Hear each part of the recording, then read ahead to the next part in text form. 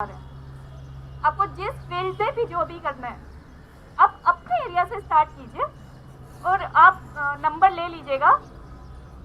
Education के लिए अगर कुछ भी आपको काउंसलिंग चाहिए, एटलीस्ट मैं यहाँ तक कह रही हूँ कि अगर कोई कैंप की भी ज़रूरत है आप लोगों को, मैं रेडी हूँ।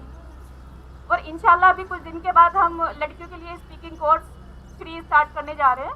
आप में से जिसको भी करना है आप रजिस्टर्ड करा देना। और जिस तरीके की भी हेल्प चाहिए, यहाँ पूरा डिपार्टमेंट, पूरा सिस्टम मौजूद है।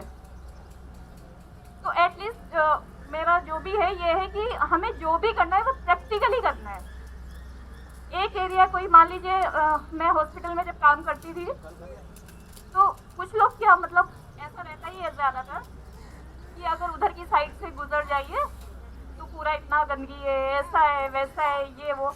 एक्चुअली हमें बुरा तो लगता है, सही बात है, लगना भी चाहिए, लेकिन हमने कभी ये सोचा है कि इसको दूर कैसे किया जाए। ये सामने वाला अगर कोई उंगली हम पे उठा रहा है तो किस लिए उठा रहा है, उसके लिए हम क्या करें।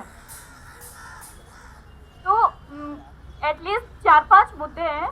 अगर हम किसी एक एरिया में 8-10 लोग मिलके ये करें कि नहीं चलो हमें तो सफाई अभियान शुरू करना है, किसी दूसरे एरिया में चलो हमें दहेज के लिए लड़ना है, किसी तीसरे में नहीं हमें एजुकेशन पे काम करना है, हम बहुत कुछ कर सकते हैं और बहुत कुछ कर भी रहे हैं माशाल्लाह लोग। तो एटलीस्ट बस प्रैक्टिकली करें। हम बातें तो रोज होती हैं, हम सब भूल जाते हैं 1-2 दिन बाद। और लड़कियों के लिए खासकर हम यहाँ पे 3-4 लोग हैं, हम तो 24 आवर्स फ्री हैं। आपको जिस तरीके की जो भी हेल्प चाहिए, कैंप, काउंसलिंग, तहमीना खान कुछ कहना चाहेंगी प्लीज।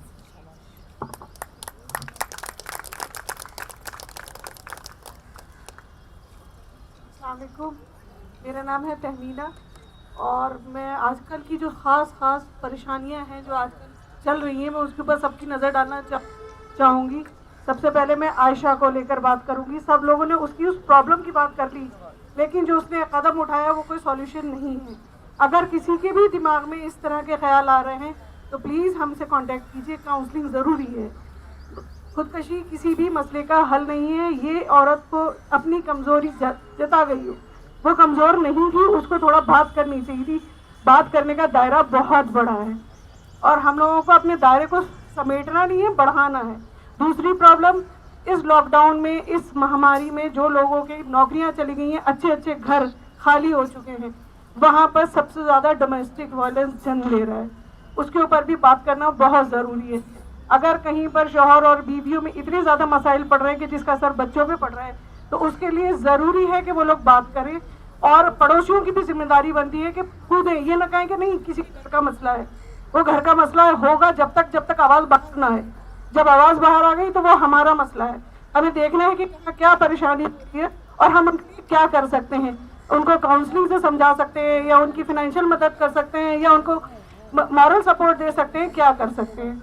और बहुत सारी चीज़ें हैं। अब जैसे हमारे जो आजकल के लड़के हैं, अल्लाह पाक उन सबको बुरी उससे आदतों से बचाए, लेकिन फिर भी सब लोग नशे की तरफ बहुत ज़्यादा इम्प्रेस हो रहे हैं।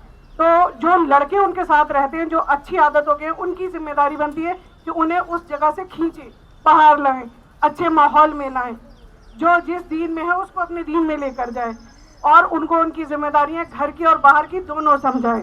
और रही बात जहेज की, जहेज हम अपनी बेटियों का नहीं बेटों का बनाना ज़रूरी है।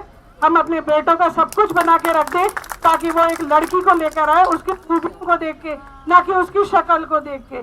शक्लों पे नहीं, सूरतों पे नहीं, सीरतों पे लड़कियां लाइए। और भी बहुत कुछ है कहने को, लेकिन इतनी बातों पे अमल हो जाए तो बहुत अच्छा है। नुसरत आइए।